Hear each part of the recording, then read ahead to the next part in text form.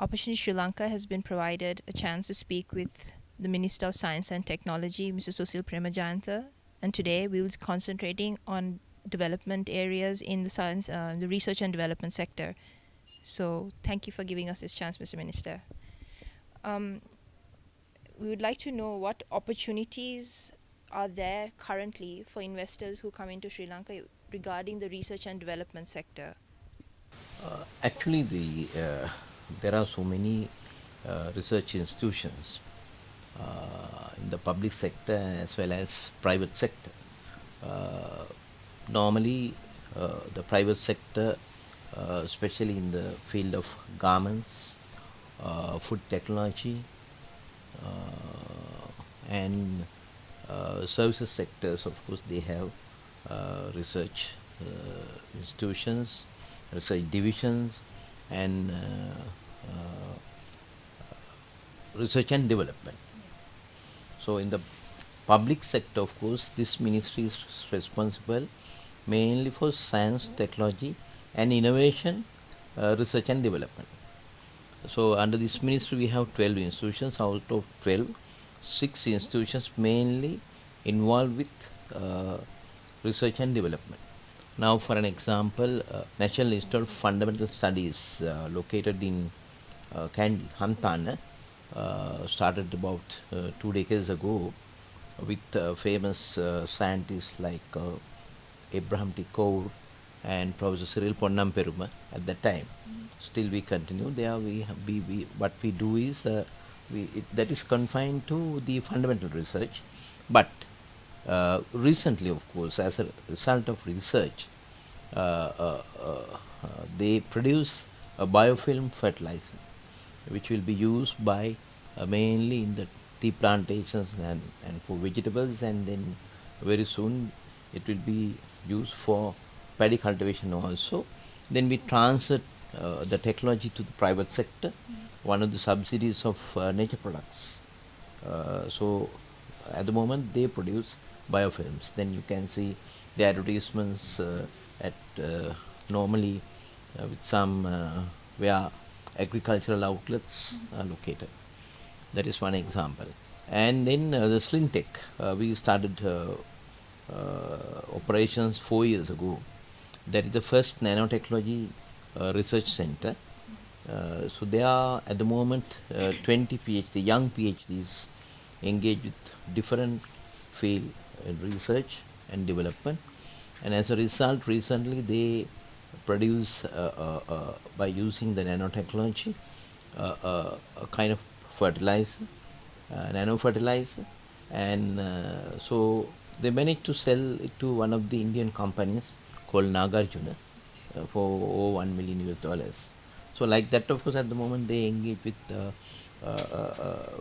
to produce some drugs by using cinnamon, and then they have to start the clinicals, and then of course they can produce it, or they can transfer the technology. And then with the partnership of LAF, so they started research to extract titanium dioxide out of ilmenite. So at the moment we export ilmenite as it is. So then if we can convert it into, or if we can extract titanium dioxide out of ilmenite, then of course you can add value many times. Then you can earn more foreign exchange. So that is ideal, it's a role model of public-private partnership. Always the capital to uh, put up all the buildings, laboratories, and importation of international standard laboratory equipments done by the government by by using public funds, that is capital. But after we started operation, so then the private sector involved. So at the moment, for an example, Mass Holding, the chairman of the Mass Holding, Mr. Mahesh Amalin, is the chairman of the board. And then you find board members from private sector. there are about 6 companies, leading companies like Haley's, CIC, Mass Holding. So they all got together, and out of 7 directors, 4 are from private sector, and even the chairman and the CEO. So now it's a public-private partnership. So then we started recently the incubation. So then John Keels and 3 other companies, they came. They already started installing their lab equipments, the incubation. So then it's in progress at the moment. So it's a role model of a public-private partnership in Sri Lanka. So at the moment, leading Sri Lankan companies involved with Stintech. So we are about to start the second hexagon or the laboratories. That is also again the capital investment will be done by the government by using public funds. Then when we start operations, so there will be a private sector involvement for operations and for research and development. So then they pass it to the private sector entrepreneurs, or they can sell or they can transfer the technology and earn money. So then recently we started MPhil and PhD in nanotechnology because we have very good academic staff, most of them Sri Lankans, but one professor from Cambridge University, another professor, a visiting lecturer of University of Columbia. Like that, of course, we have very good staff. So in the future, we produce not only the research productions, but even the human resource. So there's another institution called ITI, Industrial Technological Institution. Earlier, it was in some other name. It's located there at Baudola Kumawata, their head office. They have different sections. They mainly focus on food technology. So then every year they organize exhibitions and they promote their technologies and they transfer their technologies. By doing that, they earn money. So more than 50% of their recurrent and the capital expenditure every year they earn themselves by transferring technology to entrepreneurs. So then both are benefited, right? So then we have Sri Lanka Standard Institution. So they also engage with research apart from set the standards to international levels. And then we have already started a new laboratory with new lab equipments at Malabe. That is under ITI. So then more labs will be started within next couple of years. That's how we have programmed our activities. And then we focus on emerging technologies, especially we are about to start the biotechnology. The biotechnology laboratory will be completed as we plan, if we can go ahead, then by 2020.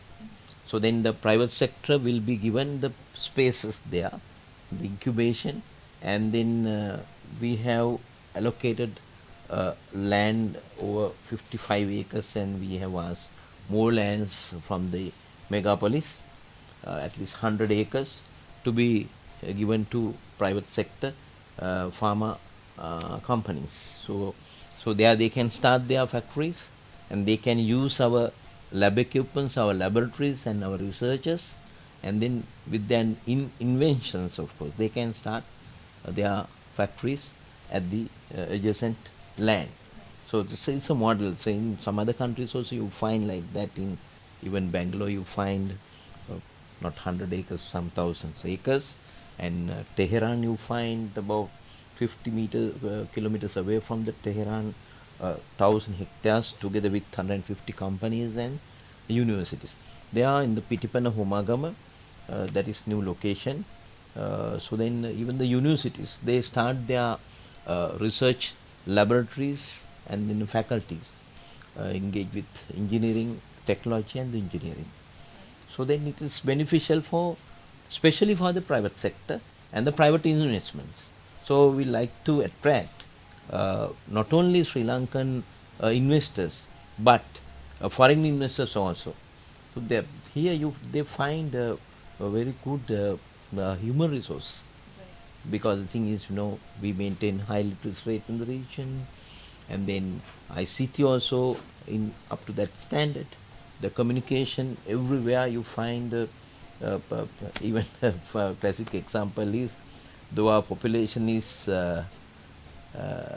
21 millions, we have more than 21 million SIM cards for mobile phones, right? Even the farmer in the rural area use the cell phone. So the communication, then the infrastructure. So then we are going to put up a new highway, small stretch about 15 kilometers from the interchange of Kottawa to Science Park. Then Science Center will be started. It is at the designing stage at the moment. So then before end of this year, we are going to lay down the foundation stones and then start it. So it will be a complex of the research institutions, the researchers, the innovators, and the investors, for them, so they can come here with our research findings or innovations. They can start their investments by using, mostly we focus our research mostly on the resources available here in our country. Now, that is why we focus on ilmenite to titanium dioxide, because every year we export thousands of tons as it is. And the other sector is graphite. So we produce the best graphite in the world with 96% carbon. But if we can extract graphene out of graphite, then of course you can add value 1,000 times. So there's opportunity at the moment. So like that, of course, charcoal. You find enough coconut in Sri Lanka, so the charcoals. So then at the same time we introduce mineral policy in the country. It is in the pipeline. The first time the cabinet approval given for that, and then there will be some discussions, and very soon we are going to approve it. The idea is to add value to our resources and then export. So there's a good opportunity for the foreign investors to come here, and by using resources here, minerals especially, and they can add value and then export. And so they are getting tax incentives like BOI company. As they come, of course, they can get all the information. There are duty free for all the equipments they import for to start their factories here, and then even the lab equipments, and then there are tax holidays, 5 years, 10 years, like that, and they can remit their profits, their earnings to where they want. So, and the workers, employees attached to, if it is a BOI project, then the normal labor laws does not apply for BOI projects. Then you don't have any labor unrest at all, and then no strikes, right? Only thing is their welfare. So those are some concessions that investors who are getting, if they come here and invest here in the science, technology, and by using our researchers and the innovators. My next question is, with the developments in other countries of leaps and bounds in research and development, where do you see the future of Sri Lanka in terms of promoting and developing, and as you mentioned, innovations? So where do you see the future of Sri Lanka going in that direction? Not only in Sri Lanka, but even other countries. The future is based on research, innovations. So that is why we promote research and the innovations. But to do that, you need a knowledge society. So here we have knowledge society, but only thing is we have to enhance their knowledge up to that level. That is for in the fields of emerging technologies like nanotechnology, biotechnology, genomics, robotics and artificial intelligence. Those are the areas that, and in the ICT. So then we can use our youth who are well conversant in ICT and even the languages, of course, compared to some other countries in the region, or like in Africa.